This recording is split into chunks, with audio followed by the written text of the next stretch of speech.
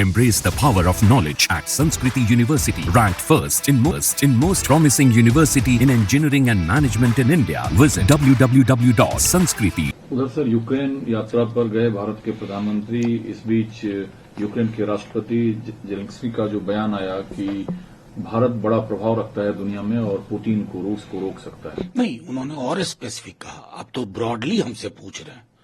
उन्होंने तेल वाली बात इंगित की और मुझको लगता है कि 2 दिन पहले ही प्रधानमंत्री जी, आमतौर पर मैं टिप्पणी करने से बचता हूं जब हमारे प्रधानमंत्री जी विदेश में होते हैं, लेकिन प्रधानमंत्री जी ने खुद ही इस परंपरा को तोड़ दिया।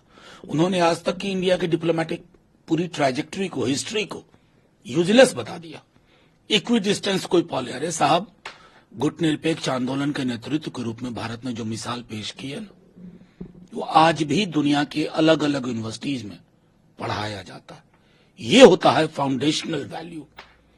तो मैं तो ये कहूंगा प्रधानमंत्री जी, उसी डिप्लोमेटिक ट्रैजेक्टरी से आपकी पूछ है। आप जागते हैं, कहते हैं ना, बुद्ध की धरती से आया हूं। ये ऐसे ही नहीं पैदा हो गया बुद्ध की धरती वाला प्रतीक, इसके लिए काम किया गया।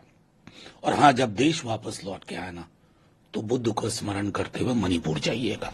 लेकिन सर, आप उस सदन के सदस्य हैं जिस सदन में 140 करोड़ लोगों में से 245 पहुंच पाते हैं। जो बात प्रधानमंत्री ने कही कि भारत युद्ध के रास्ते को कभी नहीं अपनाना चाहता, ना उसका समर्थन करता है, ना युद्ध के जरिए कोई समाधान निकल सकता है, इस दृष्टिकोण से दुनिया अगर भारत की ओर देखता है कि भारत मध्यस्थता की भूमिका निभा नहीं, बिल्कुल। देखिए, भारत की भूमिका एक दिन में तय नहीं हुई है। आजादी के पूर्व से भारत ने स्टेटेड पोजीशन रखा। मैं आपके माध्यम से कहता हूं, गांधी का फिलिस्तीन के बारे में क्या था, क्या थी उनकी सोच?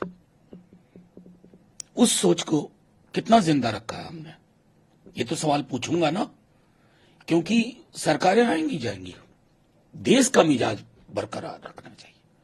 भारत की एक महती भूमिका है और वो महती भूमिका 2014 से नहीं बनी है। 47 से पूर्व और 47 के बाद वो फाउंडेशनल वैल्यूज रहे। आज उसके नतीजे में भारत की पूछ, वो पूछ बरकरार रहेगी, बशर्ते हम इस तरह की जुबान ना बोलें